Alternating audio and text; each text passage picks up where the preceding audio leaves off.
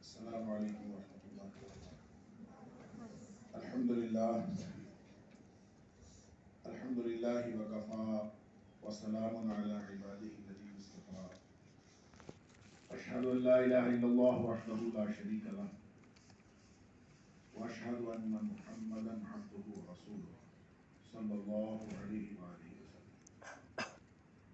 اللہم صلی علی محمد وعلی آل محمد كما صلیت علی ابراہیم وعلی آل ابراہیم انک حمید مجید۔ اللهم بارك على محمد وعلى آل محمد كما باركت على إبراهيم وعلى آل إبراهيم إنك حميد مجيد. أما بعد، أعوذ بالله السميع العليم من الشيطان الرجيم من همزه ونفخه ونفثه. بسم الله الرحمن الرحيم. ولقد كرمنا بني آدم. صدق اللہ العظیم۔ اللہ کریم نے اس پوری کائنات میں جتنی بھی مخلوقات پیدا فرمائی ہیں، ان تمام مخلوقات میں سے انسان کو اللہ نے خاص تکریم اور شرف عطا فرمایا۔ اور یہ الگ بات ہے کہ انسانوں میں سے بھی پھر اللہ کریم نے بعض نسلوں کو خصوصی فضیلت عطا فرمائی۔ ان میں سے جو سب سے زیادہ فضیلت ہے وہ حضرت ابراہیم علیہ السلام کی نسل کو ہے۔ حضرت ابراہیم علیہ السلام کی نسل میں بھی جو سب سے زیادہ فضیلت ہے وہ اولاد اسماعیل کو ہے علیہ السلام۔ اور پھر اولاد اسماعیل میں سے نبی اکرم صلی اللہ علیہ وسلم کے فرمان کے مطابق جو سب سے زیادہ فضیلت و فوقیت ہے وہ کنانہ کو ہے، اور کنانہ میں سے جو سب سے زیادہ فضیلت و فوقیت ہے وہ قریش کو ہے، اور قریش میں سے جو سب سے زیادہ فضیلت و فوقیت حاصل ہوئی وہ بنو ہاشم کو ہوئی، اور بنو ہاشم میں سے جو سب سے زیادہ فضیلت حاصل ہوئی وہ نبی اکرم صلی اللہ علیہ وسلم۔ لہذا اس اعتبار سے اس کائنات میں جتنے بھی وجود ہیں اس میں سب سے افضل اور اشرف اللہ کے بعد وہ نبی اکرم صلی اللہ علیہ وسلم کی ہستی ہے۔ انسان اگر تو نبی اکرم صلی اللہ علیہ وسلم کے بتائے ہوئے طریقے پر چلے تو انسان کو بھی اللہ نے وہی شرف عطا فرمایا ہے، وہی عزت عطا فرمائی ہے جو اس کو ساری کائنات سے ممتاز کرتی ہے۔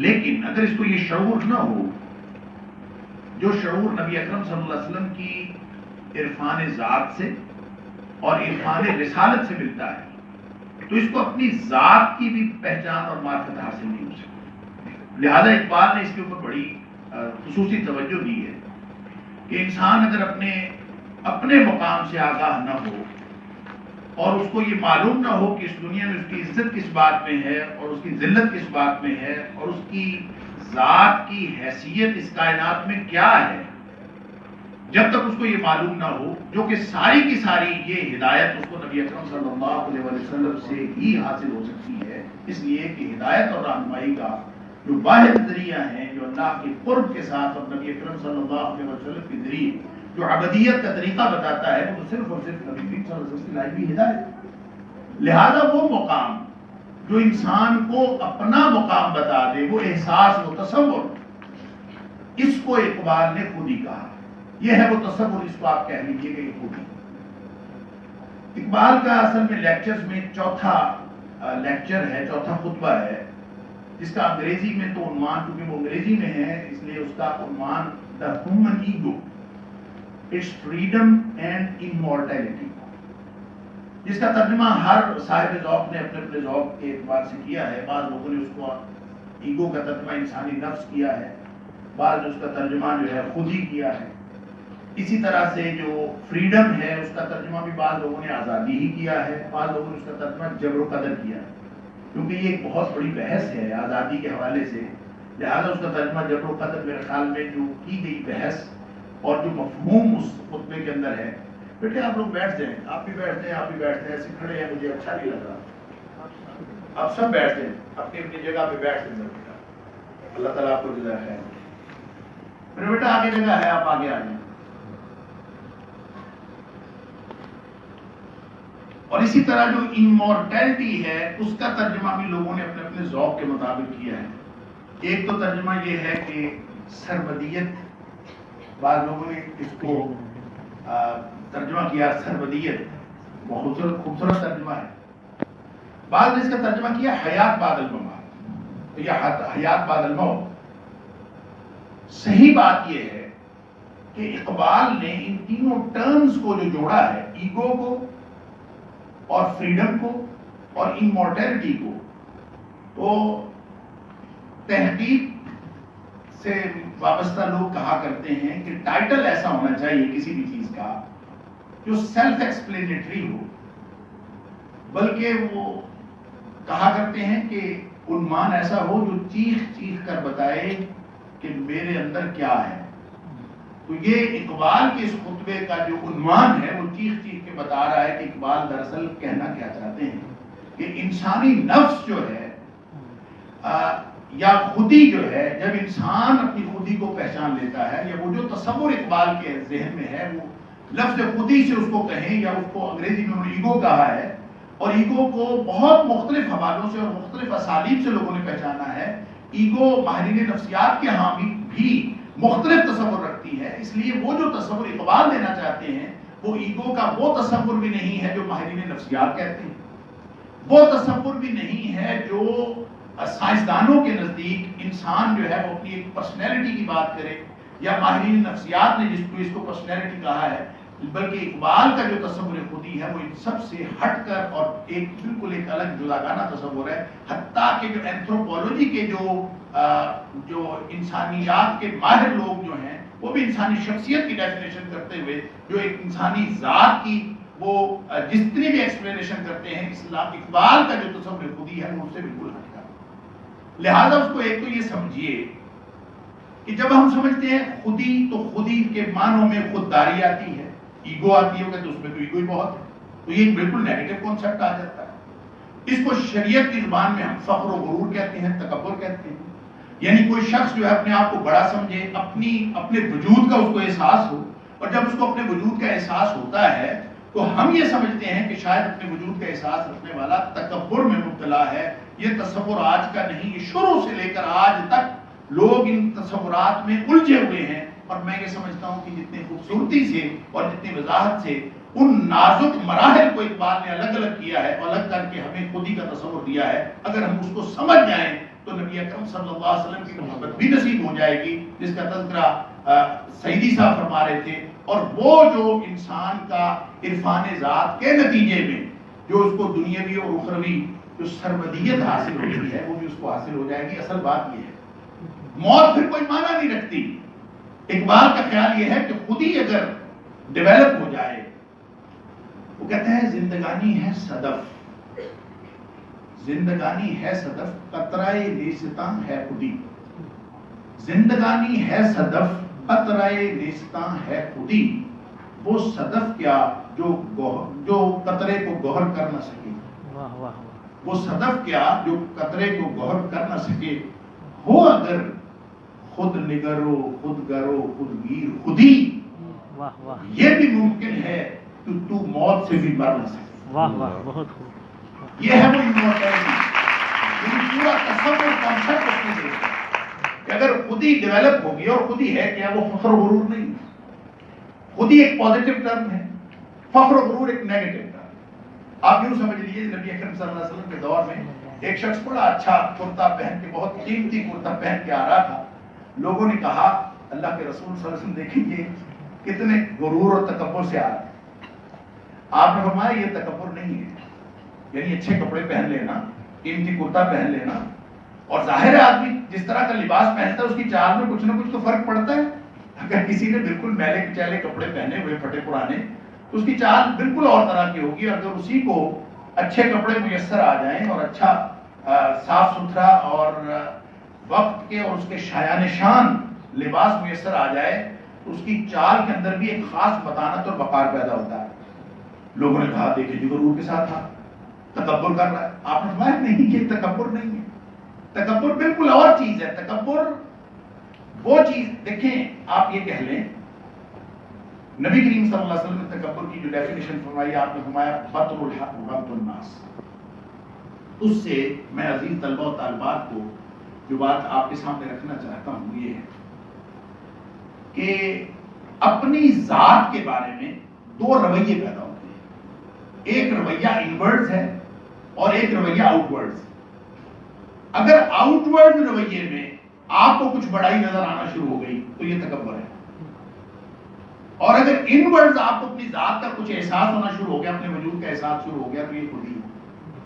لہذا اگر آپ اپنی ذات کے بارے میں وہ عرفان حاصل کر لیں اور وہ معرفت حاصل کر لیں کہ مجھے اللہ نے کیوں بنایا ہے, میں اس دنیا میں کیوں آیا ہوں, یہ ساری کائنات اللہ نے میرے لیے بنائی ہے, میں کائنات کے لیے نہیں ہوں, یہ کائنات اللہ نے میرے لیے بنائی ہے. وَهُوَ الَّذِي خَلَقَ لَكُم مَّا فِي الْأَرْضِ جَمِيعًا.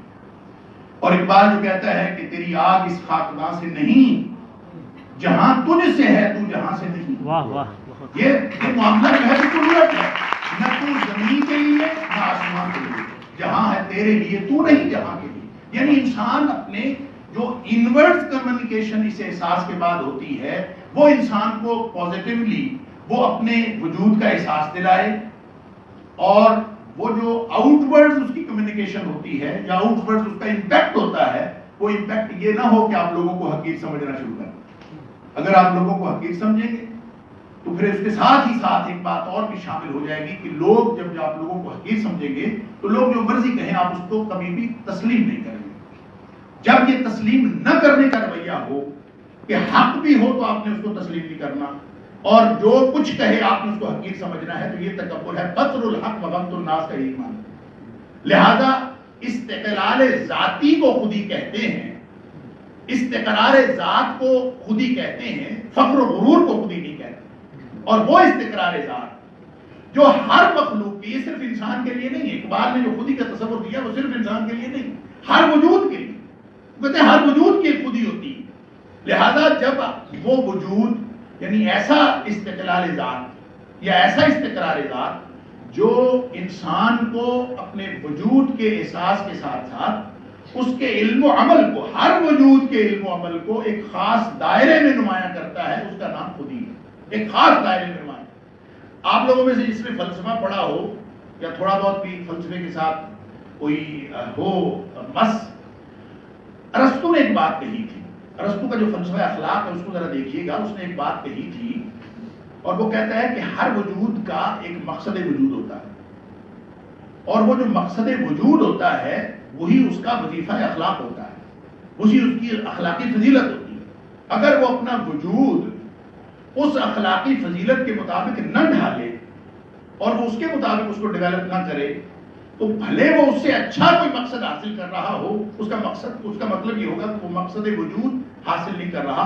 لہذا اس کو وہ عدل کہتا ہے, اور وہ عدل پیدا ہوتا ہے جب انسان اپنے مقصد وجود کو اچیو کرتا ہے. مثال کے طور پر بڑی سادہ سی مثال جس میں آپ کی دلچسپی بھی ہوگی, آپ اس کو اچھی طرح سمجھ بھی جائیں گے. ایک گدھا ہے اور ایک گھوڑا ہے. گدھے کا ایک مقصد وجود ہے اور ایک گھوڑے کا مقصد وجود. گدھا اگر اپنا مقصد وجود پورا نہیں کرتا اور گھوڑے والے مقاصد وجود پورے کرنے شروع کر دیتا ہے تو اس کا مطلب یہ ہوگا کہ اپنا وظیفہ وجود پورا نہیں کر رہا. وہ اگرچہ اپنے سے بہتر وجود کے مطابق عمل کر رہا ہے لیکن اس نے اپنا مقصد وجود چھوڑ دیا, اس لیے وہ اخلاقی طور پر اچھا گدھا کبھی نہیں ہو سکتا. اس طور پر اچھا گدھا نہیں کہیں گے. جس کے اندر اچھا گدھا وہ ہوگا جس کے اندر گدھیت ہوگی, اور اچھا گھوڑا وہ ہوگا جس کے اندر گھوڑیت ہوگی. اور اچھا انسان کون ہوگا؟ سبحان اللہ.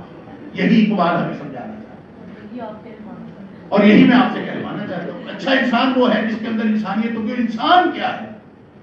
انسان تو احسان تقویم بھی ہے اور اسفل سافلین بھی ہے. لہذا آپ کی مرضی ہے آپ اپنے وجود کو کس طرح سے اولئک کالانعام بل ہم اضل کی پوزیشن بھی آپ حاصل کر سکتے ہیں. چلتے پھرتے آپ 2 ٹانگوں پہ ہوں لیکن آپ 4 ٹانگوں والوں سے بھی گئے گزرے ہوں, یہ ہو سکتا ہے.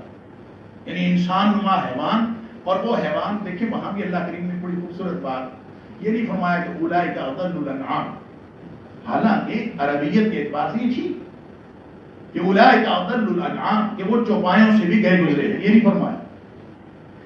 پہلے مرحلے پر فرمایا اولئک کالانعام، یہ چوپایوں جیسے ہیں، مویشیوں جیسے ہیں، ڈنگروں جیسے ہیں۔ کون ڈنگروں جیسے ہیں؟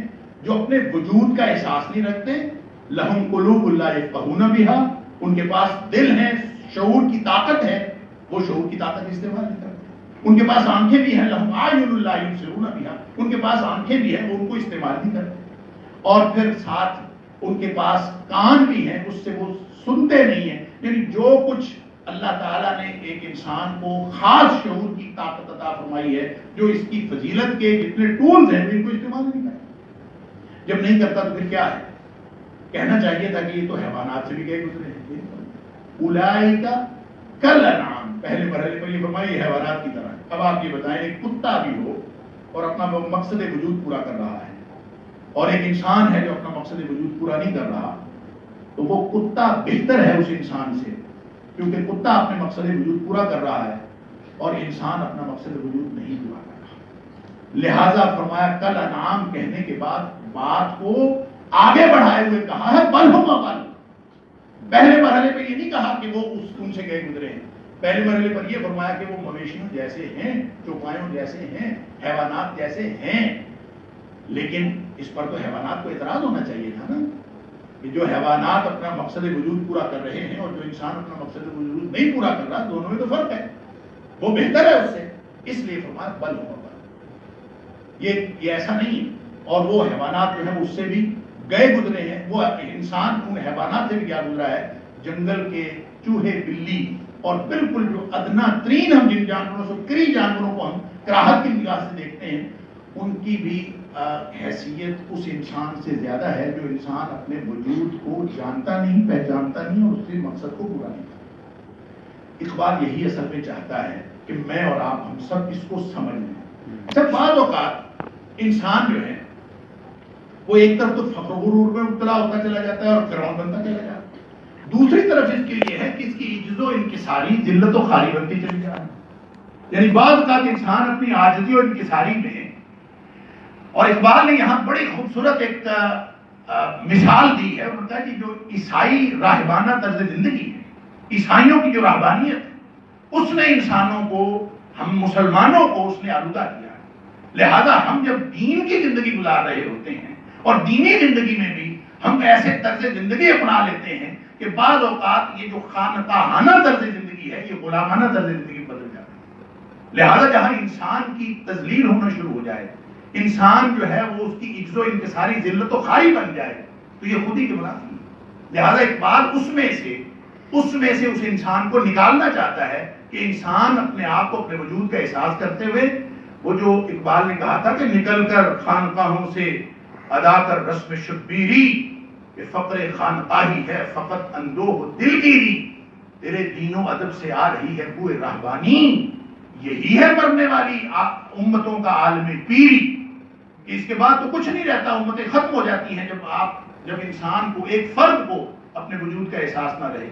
لیکن جو یہ ہماری بہن ڈاکٹر شاہدہ پروین کہہ رہی تھی، عصری معنویت، توحید، یہ خودی کی، تو اقبال نے نا یہاں پہ یہ عام طور پہ ہم یہاں یہ قطع پڑھ کے اس کو مکمل سمجھتے ہیں، اصل میں جو اس سے اگلا شعر ہے نا، وہ ہماری اس عصری معنویت کے اس پورے موضوع کو کور کرتا ہے۔ یعنی ہم، اور خاص طور پہ آج کا جو نوجوان اور جو نئی نسل ہے، اس نے وہ فکر کہاں سے لی ہے اور وہ کس فکر کے تحت خود سے اپنی اس خودی سے دستبردار ہوا بیٹھا، اپنی خودی سے دستبردار ہوا بیٹھا۔ اقبال کہتا ہے شیاطین ملوکیت کی آنکھ میں ہے وہ جادو، شیاطین ملوکیت کی آنکھ میں ہے وہ جادو، کہ نخچیر، کہ خود نخچیر کے دل میں ہو پیدا ذوق نخچیر۔ ہم اپنے آپ کو خود جو ہے وہ اس کا شکار بن رہے ہیں، اور خود ہم اپنے آپ کو قید میں رکھنا پسند کرتے ہیں۔ ہمیں مغرب نے، اور اس انٹرنیشنل، اور اس وقت جو عالمگیر یہ بستی بنی ہے، گلوبل ولیج بنا ہے، اس پورے سسٹم نے ہمیں تباہ و برباد کر کے رکھ دیا، اور ہم نے خود اس کے ساتھ منسلک ہونے کو اپنا ذوق سمجھتے ہیں، اپنا شوق سمجھتے ہیں، گویا اپنے شوق سے ہم اپنی خودی سے دستبردار ہوں۔ یہ ہے وہ اقبال کی فکر جو دراصل آج کے نوجوان کو، اور یہ میرا خیال ہے کہ یہ اس کو صدی کا شاعر کہا جاتا ہے، میں تو کہتا ہوں کہ یہ چونکہ اس کی ساری فکر قرآن سے اور نبی کریم صلی اللہ علیہ وسلم کے فرامین سے لی ہوئی ہے، لہذا وہ صدی کا شاعر نہیں ہے، وہ جہاں تک نبی کریم صلی اللہ علیہ وسلم کی نبوت ہے تب تک کا شاعر ہے۔ اس لیے کہ اس نے دعویٰ کیا ہے کہ میری اگر فکر جو ہے وہ قرآن اور نبی کریم صلی اللہ علیہ وسلم کے فرمان سے ہٹ کر ہو تو مجھے تو قیامت والے دن نبی کریم صلی اللہ علیہ وسلم کا دیدار نصیب نہ ہو، تو یہ بہت بڑا دعویٰ ہے۔ لہٰذا آپ یہ نہ کہیں کہ یہ صدی کا شاعر ہے، وہ رہتی دنیا تک کا شاعر ہے، اس لیے کہ اس نے جو افکار دیے ہیں، جو اس نے امت کو اور خاص طور پر نوجوان کو اٹھانے کی کوشش کی ہے، وہ ایک دن کی بات نہیں ہے۔ اقبال نے جب بات کی تھی تو دیکھیں دہائیاں پہلے، اس وقت نہ یہ انٹرنیٹ تھا، نہ یہ عالمگیر گلوبل کلچر تھا، نہ اس طرح کے گیجٹس تھے، نہ ہماری قوم اس طرح سے صبح و شام دن رات تباہ و برباد ہو چکی تھی، لیکن اس وقت بھی اس نے کہا تھا کہ شیاطین ملوکیت کی آنکھ میں ہے وہ جادو۔ اس جادو کو اس نے اس وقت بھی محسوس کر لیا تھا کہ یہ ہم اس جادو کے اسیر ہوتے چلے جا رہے ہیں کہ خود ہم دیکھیں، جو بندہ مغرب کی نقالی کرتا ہے وہ اپنے آپ کو اس دنیا میں دوسروں سے ممتاز سمجھتا ہے کہ خود نخچیر کے دل میں ہو پیدا ذوق نخچیری، ہم خود اپنے آپ کو اس کا شکار کرتے ہوئے فخر محسوس کرتے ہیں کہ جناب ہم سے بڑا تو کوئی ہے ہی نہیں۔ کیوں؟ ہم اس لیے کہ ہم مغرب کے ساتھ جڑے ہیں، ہم گلوبل کلچر کے ساتھ جڑے ہیں، ہم اپنے اس خودی کی دستبرداری پر شادیاں بجا رہے ہوتے ہیں، اور یہ اسفل السافلین میں گرتے ہوئے ہمیں احساس تک نہیں ہوتا کہ ہم سے کتنی بڑی متاع ہے جو چھن رہی ہے۔ اقبال اصل میں اسی کا رونا ہوتا ہے۔ دیکھیں، جب فلاسفہ ایک بات کرتے ہیں کہ ایک تشکیک ہوتی ہے، اور وہ ہر شخص کے ذہن میں، دل میں، اس کی زندگی میں کوئی نہ کوئی موقع تشکیک کا ضرور آتا ہے۔ تشکیک کے بعد تیقن ہوتا ہے۔ تشکیک یہ ہے کہ آپ کو کسی چیز کے بارے میں شک پیدا ہو جائے، سوال پیدا ہو۔ جب تک سوال نہیں اٹھتا آپ حقیقت تک پہنچ نہیں سکتے۔ اور بچہ بھی، جب چھوٹا بچہ بھی جب بولنا سیکھتا ہے نا، تو سب سے پہلے وہ کیا بولنا سیکھتا ہے، کیا کے نتیجے میں اس کو جواب ملتے ہیں۔ جب اس کو، اور پھر کیا کے نتیجے میں جب اس کو جواب ملتے ہیں، یہ کیا، تو اس کو اس کے بعد پتا چلتا ہے کہ یہ کیا، جو چیز اس کے سامنے ہوتی ہے اس کو کیا کر کے پوچھتا جاتا ہے، آہستہ اس کو جواب ملتے جاتے ہیں، وہ حقیقت تک پہنچتا چلا جاتا ہے۔ یہ ہے اس کی تشکیک جو اللہ کریم نے ہر انسان کی فطرت میں رکھی۔ اقبال اس فطری جذبے کو اور اس فطری پروسیس کو خودی کے عرفان کے لیے اور عرفان ذات کے لیے یوں استعمال کرتے ہیں۔ اقبال کہتے ہیں کہ اگر تشکیک پیدا ہو جائے، اللہ اکبر، جب امام غزالی کو تشکیک پیدا ہوئی تھی نا، تو وہ صدر مدرس تھے اس وقت کی سب سے بڑی یونیورسٹی کے وائس چانسلر نہیں، چانسلر تھے، انہوں نے وہ بھی چھوڑ دیا تشکیک کی وجہ سے۔ سمجھ نہیں آ رہی تھی میں کیا کروں۔ جب تشکیک ہوتی ہے تو انسان کو بھی سمجھ نہیں آتی میں کیا کروں، اور جب تک وہ تشکیک ایڈریس نہیں ہوتی اور انسان کسی نتیجے پہ نہیں پہنچتا، اس کی تشکیک ختم نہیں ہوتی۔ اور وہ دعا کیا کرتے تھے، اللہ ایسا ایمان عطا فرما جو کسی معجزے کو بھی دیکھ کر متزلزل نہ ہو، مجھے ایسا ایمان عطا فرما۔ اپنی تشکیک میں وہ یہ دعا کیا کرتے تھے۔ تو ہمیں اللہ کریم نے جو کچھ عطا فرمایا ہے، اقبال نے اس کو اس طریقے سے انٹرپریٹ کیا، اس خوبصورت طریقے سے ہمیں سمجھایا کہ تشکیک، مثلا فرض کریں آپ کے دل میں تشکیک پیدا ہو گئی،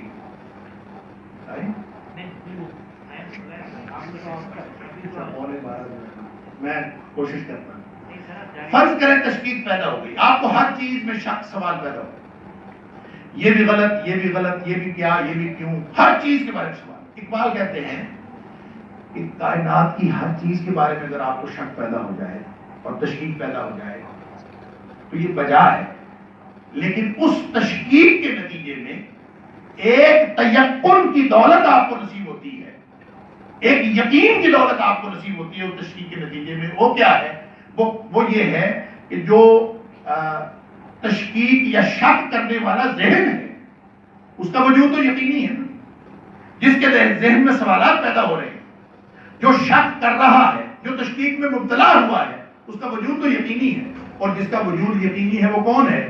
وہ میں ہوں جس کے ذہن میں سوالات پیدا ہو رہے ہیں. لہذا اقبال کہتے ہیں تشکیک کا عمل بھی دراصل وجود ذات کے لیے اور وجود کے عرفان کے لیے اور اپنے وجود کی پہچان کے لیے سب سے کمپلسری عمل یہی ہے, اور انسان اس کے نتیجے میں پہچان جاتا ہے. اسی لیے وہ کہتا ہے اپنے من میں ڈوب کر پا جا سراغ زندگی, اپنے من میں ڈوب کر پا جا سراغ زندگی, تو اگر میرا نہیں بنتا نہ بن اپنا تو بن.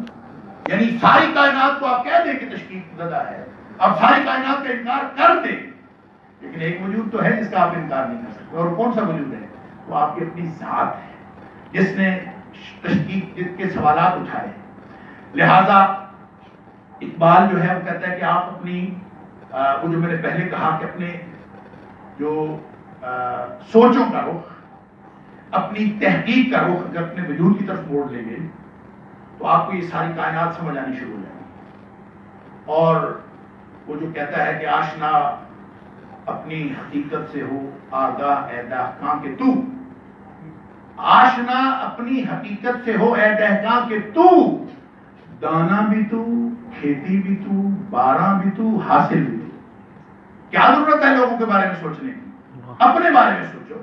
اس دنیا میں جو کچھ ہے, اس دنیا میں ان پٹ بھی آپ ہی ہو, آؤٹ پٹ بھی آپ ہی ہو. اس کائنات میں جو کچھ ہونا ہے اللہ کریم نے آپ کو یہاں پہ اس دنیا میں اللہ کریم نے آپ کو بھیجا ہے, ایک خاص مقصد کے لیے بھیجا ہے. وہ مقاصد پورے کرو گے تو آؤٹ پٹ بھی آپ ہو, ان پٹ بھی آپ ہو, دانا بھی تو, کھیتی بھی تو, باراں بھی تو, حاصل بھی. اور اپنی اصلیت سے ہو آگاہ اے غافل کہ تو قطرہ ہے لیکن مثال بحر بے پایا بھی ہے. آپ اپنے اس قطرے کو معمولی نہ سمجھیں, یہ بہت یہ پوری کائنات میں کردار ادا کر سکتا ہے. یہ وہ جب ان ورڈز کی جو میں نے بات کی تھی نا, جب اپنی سوچوں کا رخ آپ اپنی طرف رکھیں گے تو اقبال کہتا ہے کہ پھر آپ کو وہ ساری حقائق, وہ جو چیزیں ہیں, وہ جو آپ کی ذات کی پہچان کے بارے میں ساری آہستہ آہستہ نقطے وہ واو سے چلے جائیں گے, اور پھر آپ کو سمجھ آئے گی کہ خدائے لم یزل کا دست قدرت تو زبان تو ہے. ہائے خدائے لم یزل کا دست قدرت تو زبان تو ہے, یقین پیدا کرے غافل کے مغلوب گماں تو ہے. پرے ہے چرخ نیلی فام سے منزل مسلمہ کی, ستارے جس کی گرد راہ ہوں وہ کارواں تو ہے. مقام فانی مکیاں نی ازل تیرا ابد تیرا, خدا کا آخری پیغام ہے تو جاویداں تو ہے. یعنی انسان جو ہے وہ اپنے آپ کو جب سمجھ لیتا ہے اور اپنے من میں ڈوب کر پا جا سراغ زندگی, تو اگر میرا نہیں بنتا نہ بن اپنا تو بن, اور پھر تو راز کن فقاں ہے اپنی آنکھوں پر عیاں ہو جا. تو راز کن فقاں ہے اپنی آنکھوں پر عیاں ہو جا, خودی کا رازداں ہو جا, خدا کا ترجمہ ہو جا. واہ واہ واہ, بہت خوب بہت خوب. لہٰذا یہ بات تو یہاں کی ہے, اور وہ جو کہا جاتا ہے من عرف نفسہ فقد عرف ربہ, جس نے اپنے آپ کو پہچان لیا اس نے رب کو پہچان لیا. اگرچہ یہ حدیث کہہ کے بہت سارے لوگ بیان کرتے ہیں, حدیث نہیں ہے یہ موضوع, جب اس کو حدیث کہیں گے تو اس کو موضوع کہیں, من گھڑت. لیکن یہ صحیح بات یہ ہے کہ یہ یحییٰ بن معاذ رازی کا قول ہے, تو یہ بطور قول بھی یہ ان ساری اپنے اندر وہ ساری معنویت اور مقصدیت سمیٹے ہوئے ہے کہ جو شریعت کے مقاصد بھی پورا کرتا ہے اور وہ اقبال کی شاعری کو بھی انٹرپریٹ کرتا ہے. لہذا آپ اس کو ایک بطور قول بھی لے لیں تو اقبال اصل میں یہی کہنا چاہتا ہے کہ تو راز کن فقاں ہے اپنی آنکھوں پر عیاں ہو جا. اچھا, جب یہ انسان ہو جاتا ہے نا, پھر اس کے بعد وہ جو میں نے شعر پڑھا کہ پھر یہ ممکن ہے کہ تو موت سے بھی مر نہ سکے. اس کا مطلب یہ ہے کہ پھر انسان کے لیے موت اور زندگی یہ کوئی حیثیت نہیں رکھتی. جب انسان خودی کی منزل پر پہنچ جاتا ہے, اس کو کہتے ہیں, یہ ہم جس وقت کا تصور رکھتے ہیں نا, یہ تصور ہے ماضی, حال, مستقبل, زندگی, موت, بچپنا, لڑکپن, بڑھاپا, پھر اس کے بعد پھر موت. یہ جو سارے مراحل زندگی ہیں ہم ان کو جانتے ہیں. ہمارا تصور وقت جو ہے, تصور زمان جو ہے, وہ ان مختلف کیٹیگریز پر مبنی ہے. یہ سیگمنٹیشن ہوئی ہے. اقبال کہتے ہیں کہ ایک زمانہ خودی کا زمانہ ہے, اور جو خودی کا زمانہ ہے وہ کانسٹینسی. کانسٹینسی کا مطلب ہے استدام بحث. یہ اصل میں فرانسیسی فلسفی برگساں کا یہ ایک تصور وقت تھا, تصور زمان تھا. اقبال نے اس کو تسلیم کیا ہے, اور اقبال کہتے ہیں جس میں جو ماضی, حال اور مستقبل کی تقسیم سے ماورا ہے. اقبال کہتے ہیں کہ انسان جب خودی کی مقام پر فائز ہوتا ہے تو اس کے لیے ماضی، حال اور مستقبل کوئی معنی نہیں رکھتا، اس کے لیے زندگی اور موت بھی کوئی معنی نہیں رکھتی۔ لہذا وہ وقت جو خودی کے مقام پر فائز ہونے کے بعد آتا ہے اس کا نام ہے استدام محض۔ انسان کو گویا استدام محض حاصل ہو جاتا ہے اور یہ خودی کے ذریعے سے حاصل ہوتا ہے۔ پھر انسان یوں بیٹھ نہیں رہتا کہ جناب میرے ساتھ کیا ہونے والا ہے، اور یوں نہیں پریشان ہو کے بیٹھ جاتا کہ میرے ساتھ گزشتہ زندگی میں کیا ہوا۔ قرآن کی زبان میں لا خوف علیہم ولا هم یحزنون، پھر ان کے اوپر نہ آنے والی کسی بات کا خوف ہوتا ہے اور نہ گزری ہوئی کسی بات کا غم ہوتا ہے۔ وہ گویا استدام محض کے مقام پر پہنچ چکے ہوتے ہیں، اس وقت کے اس تصور زمان میں پہنچ چکے ہوتے ہیں کہ ان کو اللہ تعالیٰ ایک جاودانی کیفیت عطا کرتا ہے۔ لہذا نکل کر حلقہ شام و سحر سے خودی میں ڈوب جا غافل، یہ سر زندگانی۔ واہ واہ واہ، خودی میں ڈوب جا غافل، یہ سر زندگانی ہے۔ نکل کر حلقہ شام و سحر سے جاوداں ہونا، یہ صبح و شام کیا ہو رہا ہے، یہ دن رات کیا ہو رہا ہے، یہ سارے کے سارے انسان کے تصورات، سیگمنٹیشن ختم ہو جاتی ہے، زندگی کل کی صورت میں اس کے سامنے آ جاتی ہے۔ وہ ہے جاودانی کی کیفیت، جس میں پھر موت اور زندگی کا بھی کوئی معنی نہیں رہتا، انسان جاوداں ہو جاتا ہے اپنے تصور، اپنے مقام کے اعتبار سے۔ لہذا کوئی فوت ہو جائے، کوئی زندہ رہے، جو لوگ اس مقام پر فائز ہو جاتے ہیں پھر ان کے لیے زندگی اور موت کوئی حیثیت نہیں ہے۔ اسی طرح اقبال نے ایک اور بات کہی کہ جو میرے اور آپ کے سمجھنے کے لیے بہت ضروری ہے، وہ یہ ہے کہ اس خودی کو ہم نے ڈیولپ کرنا ہو تو کیسے کرتے ہیں، یعنی خودی گویا خود آگاہی، اس کو اگر ڈیولپ کرنا ہو، میں چاہتا ہوں کہ میرے اندر خودی ڈیولپ ہو، تو اس کا کوئی طریقہ کار ہے۔ اقبال نے اس کے 3 مراحل بتائے، ایک مرحلہ ہے اطاعت، ایک مرحلہ ہے ضبط نفس، اور تیسرا مرحلہ ہے نیابت الہی۔ یہ اطاعت، آپ گویا اللہ اور اس کے رسول صلی اللہ علیہ وسلم کی اطاعت شروع کر دیں، آپ کا سفر خودی کی منزل کو حاصل کرنے کا وہ آج ہی شروع ہو جائے۔ جس دن جس وقت آپ نے یہ طے کر لیا، وہ جو قرآن کہتا ہے نا، یا ایھا الذین آمنوا ان تتقوا اللہ یجعل لکم فرقانا، اگر تم اللہ کا تقوی اختیار کرو گے تو اللہ تمہیں ایک فرقان عطا فرما دے۔ اور فرقان کیا ہے؟ فرقان حق اور باطل میں پہچان کا میزان ہے۔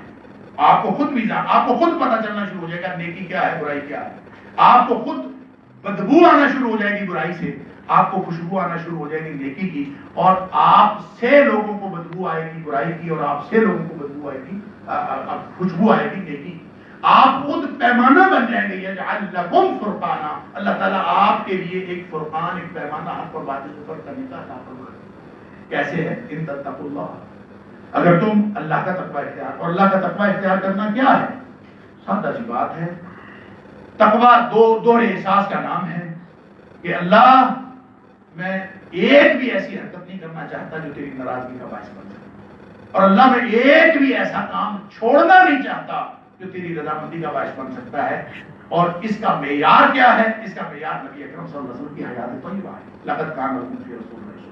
لہذا جس نے اللہ اور اس کے رسول صلی اللہ علیہ وسلم کی اطاعت شروع کر دی، جس دن جس وقت جس نے طے کر لیا یہ زندگی کا ترجیحی نقطہ ہے، اطاعت زندگی کا ترجیحی نقطہ ہے، آپ نے آج طے کر لیا کہ آج کے بعد نہ میں نے دل کی ماننی، نہ میں نے دوستوں کی ماننی، نہ میں نے معاشرے کی ماننی، میں نے بات صرف اللہ اور اس کے رسول صلی اللہ علیہ وسلم کی۔ یہ اگر شروع ہو جائیں گے تو اقبال کہتا ہے کہ در اطاعت کوش ہے غفلت شیار، می شبت از جبر پیدا اختیار۔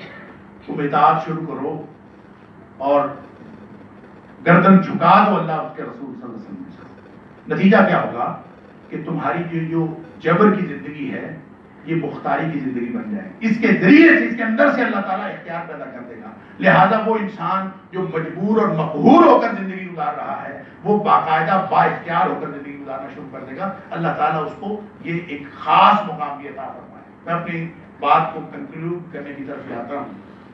ایک اگرچہ بہت اہم پہلو ہے، اور وہ ہے جب ہم کہتے ہیں نا میری خودی، اور میں نے خاص طور پہ اچھے لباس کی بات بھی کر دی، اور اچھا لباس، پھر اچھی گاڑی، اچھا گھر، اچھا لیونگ سٹینڈرڈ، تو یہ خودی کے ساتھ کوئی مطابقت نہیں رکھتا، یعنی یہ ذہن میں نہ رکھیں کہ اس سے کوئی خودی ڈیولپ ہوتی ہے۔ اگر خودی اس سے ڈیولپ ہوتی تو نبی اکرم صلی اللہ علیہ وسلم اس دنیا کے فائنانشلی اس دنیا کے امیر ترین آدمی ہوتے. نبی کریم صلی اللہ علیہ وسلم نے حضرت عائشہ صدیقہ رضی اللہ تعالیٰ عنہ فرمایا میں چاہتا تو سونے اور چاندی کے پہاڑ میرے پیچھے پیچھے تھے، لیکن میں نے یہ نہیں چاہا. کیوں نہیں چاہا؟ اس لیے کہ انہوں نے ہمیں معیار دینا تھا کہ معیار یہ نہیں ہے کہ آپ جو ہے وہ مالدار ہوں یا آپ پاس دولت زیادہ ہو، نہیں، بلکہ فرمایا بلا، قرآن کہتا ہے بلا تمدن عینیک الی ما متعنا به ازواج منهم زہرۃ الحیات الدنیا لنفتنہم فیہ. یہ لوگوں کے لمبے لمبے گاڑیوں کی طرف اور لمبی لمبی کوٹھیوں کی طرف اور مال و جائیداد کی طرف آنکھیں لمبی کر کر کے نہ دیکھو، اس لیے کہ یہ تو دنیاوی آرائش کا سامان ہے. لنفتنہم فیہ، یہ تو ہم نے ان کو دیا ہے ان کے امتحان کے لیے. کسی کا امتحان ہو رہا ہو تو اس کی طرف رال ٹپکاتے ہیں، خوش ہوتے ہیں میرا نہیں ہوا، ہے نا. جب کسی کا امتحان ہو رہا ہو، کوئی پھنسا ہوا ہو امتحان میں، آپ پاس سے گزرے ایگزامینیشن ہال میں لوگ بیٹھے ہوئے ہیں، کتنا شکر کرتے ہیں، اللہ کا شکر ہے میں نہیں سیکھا. لہذا قرآن کہتا ہے کہ اس کی طرف دیکھ کر آنکھیں نہ پھاڑو بلکہ خوشی کرو. لنفتنہم فیہ ورزق ربک خیر وابقیٰ، تیرے رب کا رزق جو ہے وہ زیادہ بہتر ہے. یہاں کسی کو ملا ہے تو امتحان ہے، نہیں ملا تو امتحان. لہذا اقبال کہتا ہے کہ میرا طریق امیری نہیں فقیری ہے، خودی نہ بیچ غریبی میں نہ پیدا کر. یہ جو فرعونیت ہوتی ہے نا، یہ صرف اس وقت نہیں آتی جب کسی کے پاس بڑا اقتدار ہو، بڑا اس کے پاس نہیں. فرعونیت ایک کیفیت کا نام، اور وہ کیفیت وہی ہے فخر غرور والی. لوگوں کو آپ حقیر سمجھیں. ایک ریڑھی والا بھی فرعون ہو سکتا ہے، ایک پی ایم بھی فرعون ہو سکتا ہے. جو جس کے اندر یہ خصوصیات پیدا ہو جائیں کہ وہ دوسروں کو حقیر سمجھنا شروع کر دے اور حق کا انکار کرنا شروع کر دے، وہ فرعون ہے. وہ چاہے ریڑھی پہ بیٹھا ہو چاہے جہاں بھی بیٹھا ہے. اسی طرح جو فقیر ہے وہ امیر ہو یا غریب ہو اس سے فرق نہیں پڑتا. فقیر فقیر ہے، اس کے پاس مال و جائیداد بہت زیادہ آ جائے. شیخ عبد القادر جیلانی علیہ الرحمہ کے بارے میں کہا جاتا ہے وہ بہت بڑے تاجر تھے اور وہ ان کے جہاز چلتے تھے، بحری جہاز، کشتیاں چلتی تھیں. اور کسی نے آ کے بتایا کہ حضرت وہ جو آپ کا فلاں جو جہاز آ رہا تھا، کشتی آ رہی تھی، اس کے اندر اتنا مال تھا، پتہ چلا وہ ڈوب گیا، جہاز ڈوب گیا. تو آپ پڑھا رہے تھے اپنے شاگردوں کو، تو آپ نے یوں کر کے ادھر دیکھا، اچھا ڈوب گیا ہے، انا للہ و انا الیہ راجعون. تھوڑی دیر بعد ایک اور آیا شخص، اس نے کہا کہ ابھی جو خبر آئی تھی کہ وہ جہاز ہمارا ڈوب گیا تھا تو وہ خبر غلط تھی، خبر یہ ہے کہ جہاز صحیح سلامت کنارے لگ گیا. اچھا کنارے لگ گیا ہے، الحمدللہ. پھر پڑھانا شروع کر. یعنی کہ اتنا فرق پڑنا چاہیے. اگر آپ بچ گئے ہیں دنیاوی اعتبار سے تو الحمدللہ. اگر مال سارا ضائع ہو گیا تو انا للہ و انا الیہ راجعون. اگر کوئی اس کی جگہ پہ کوئی اور ہوتا تو وہ پہلی دفعہ ہی ہو سکتا ہے اس کو غش کھا کے گر جاتا اور موت واقع ہو جاتی کہ جہاز سارا ڈوب گیا اور حالات خراب ہو گئے. اللہ تعالیٰ مجھے اور آپ کو وہ فقیری، وہ خودی عطا فرمائے جس کا تعلق امیری غریبی کے ساتھ نہیں. لہذا آخر میں ایک دو اشعار سن لیجئے. وہ جو یہ تو آپ نے بہت سنا ہوا ہے نا کہ خودی کو کر بلند اتنا، سنا ہے نا؟ چلیں آگے سنا دیں. خودی کو کر بلند اتنا کہ ہر تقدیر سے پہلے خدا بندے سے خود پوچھے بتا تیری رضا کیا ہے. یہ نیابت الہی ہے. انسان جب ضبط نفس کرتا ہے، دل کی نہیں ماننی. واما من خاف مقام ربہ ونہی النفس عن الہوی، یوں زندگی گزارنا شروع کر دیتا ہے. پھر خودی اتنی ڈیولپ ہوتی ہے کہ ہاتھ ہے اللہ کا، بندہ ہے مومن کا ہاتھ، غالب و کار، آفرین کار، کشا کار ساتھ. پھر اس کو انسان، وہ جو حدیث میں آتا ہے کہ انسان سب کچھ وہی کرتا ہے جو اللہ کا حکم ہوتا ہے. یہ اس کے ہاتھ تب ملتے ہیں جو اللہ کا حکم ہوتا ہے، اس کے کان تب سنتے ہیں جب اللہ کا حکم ہوتا ہے، اس کی پوری زندگی اللہ کی مرضی کے مطابق ہو جاتی ہے. اللہ تعالیٰ ہم سب کو اسی طرح سے بنا دے. یہ بیان دے گئی ہے مجھے بعد صبح گاہی کہ خودی کے عارفوں کا ہے مقام بادشاہی. واہ واہ واہ. تیری زندگی اسی سے، تیری آبرو اسی سے. جو رہی خودی تو شاہی، نہ رہی تو روح سے آئی. لہذا فیصلہ ہم نے کرنا ہے. ایک بات دوسری جگہ کہتا ہے کہ دل کی شہنشاہی، دل کی امیری شہنشاہی، شکم سامان موت. فیصلہ تیرا تیرے ہاتھوں میں ہے دل یا شکم. آپ فیصلہ کر لیں کہ ہم نے اپنا پیٹ بھر کے اس دنیا میں صرف اور صرف یہ سیری حاصل کرنی ہے، یا ہم نے اپنے دل کی وہ جو دنیا آباد کر کے اپنی خودی کو بلند کر کے، تو پھر دونوں میں سے ایک شہنشاہی ہے اور ایک سامان موت ہے، ہم اپنا فیصلہ خود کر لیں۔ اور روسیاہی ہر وقت آپ دیکھ رہے ہیں دنیا میں جو روسیاہی ہو رہی ہے، اور یہ روسیاہی اسی لیے ہے جب ہم اللہ کی وحدانیت کی بات کرتے ہیں۔ اقبال کہتا ہے کہ توحید کو سمجھنے کے لیے انسان صرف خود ہی کو سمجھ جائے، توحید کو سمجھ جائے، خودی سے اس طلسم رنگ و بو کو توڑ سکتے ہیں، یہی توحید تھی جس کو نہ تو سمجھا نہ میں سمجھا۔ اللہ تعالیٰ ہمیں سمجھ عطا فرمائے۔